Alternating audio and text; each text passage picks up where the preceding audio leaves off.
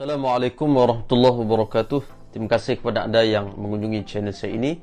Terima kasih juga kepada anda yang subscribe, like, komen dan share channel saya ini. Dan bagi anda yang first time mengunjungi channel saya ini, jangan lupa untuk subscribe. Okey. Untuk video kali ini saya ingin berkongsi dengan anda semua adab-adab sebagai imam apabila solat berjemaah.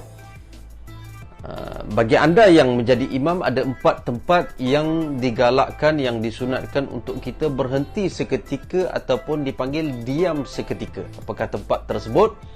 Tempat yang pertama selepas takbiratul ihram. Allahu Akbar. Jangan terus kita membaca surah Al-Fatihah, tapi di situ disunatkan untuk kita berhenti seketika, memberi peluang kepada makmum untuk membaca doa iftitah. Termasuk kita sebagai imam pun boleh membaca doa iftitah. Dan selepas kita membaca doa iftitah, barulah kita masuk membaca surah Al-Fatihah. Itu tempat yang pertama selepas takbiratul ihram, sebelum kita membaca surah Al-Fatihah. Tempat yang kedua, iaitu selepas membaca surah Al-Fatihah, sebelum kita membaca amin. Macam mana? Tak apa, saya tunjuk contoh. Ghairil maghdubi alaihim waladdallin.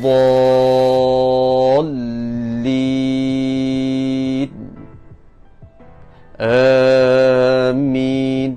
Gitu. Jangan kita terkejar-kejar. Umpamanya, ghairil maghdubi alaihim waladdallin. Amin. Bismillahirrahmanirrahim. Inna a'tayna. Nampak macam terkejar-kejar sangat. Relax sudah. Tenang. Jangan makna kata tergopah-gopah sangat apabila kita melakukan ibadah kepada Allah Subhanahu Wa Taala. Itu tempat yang kedua selepas membaca surah Al-Fatihah, sebelum kita membaca amin. Berhenti yang sekejap saja, bukan lama pun, bukan sampai makna 2-3 minit, sekejap saja. Tempat yang ketiga iaitu selepas membaca amin, sebelum kita membaca surah.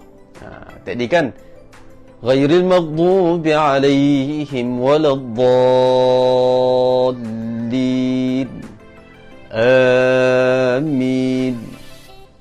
Berhenti sekejap, bagi peluang dan ruang kepada makmum untuk membaca surah Al-Fatihah. Barulah sembahyang tu tenang, relax saja. Makmum pun rasa seronok sembahyang dengan imam yang sebegitu pandai jaga adab dalam sembahyang berjemaah. Kemudian setelah kita berhenti sekejap tadi, bagi peluang dan ruang kepada makmum untuk membaca surah Al-Fatihah, kita masuklah surah apa sahaja yang kita nak baca. Kemudian tempat yang terakhir, tempat yang keempat, disunatkan untuk kita berhenti sekejap, iaitu selepas membaca surah sebelum kita rukuk. Umpamanya, Bismillahirrahmanirrahim. Inna a'tainakal kautsar fasalli li rabbika wanhar. Inna syani'aka huwal abtar. Allahu Akbar. Boleh?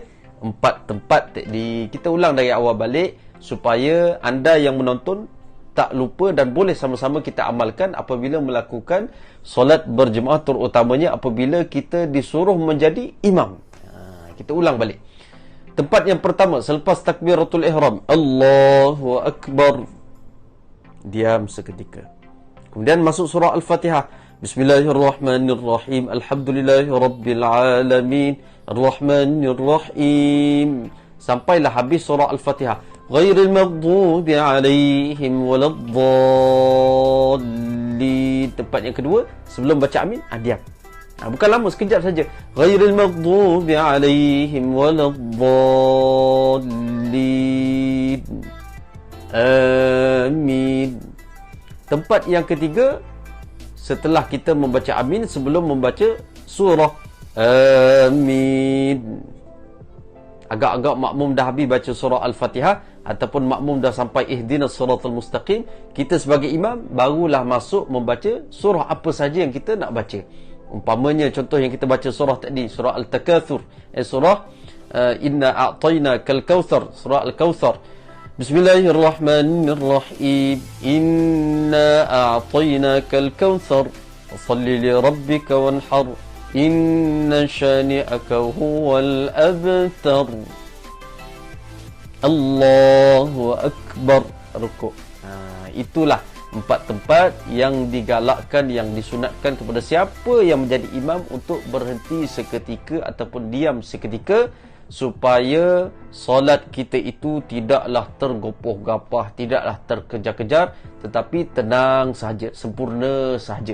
Mudah-mudahan video ini memberi manfaat kepada anda yang menonton. Jangan lupa untuk hashtag sharekan kebaikan ini kepada seramai mungkin orang agar sama-sama dapat mengambil manfaat. InsyaAllah kita bertemu lagi pada video yang lain. Terima kasih kepada siapa yang subscribe. Bagi anda yang belum subscribe, jangan lupa untuk subscribe untuk update video-video yang terbaru yang insyaAllah akan memberi manfaat kepada anda yang menonton.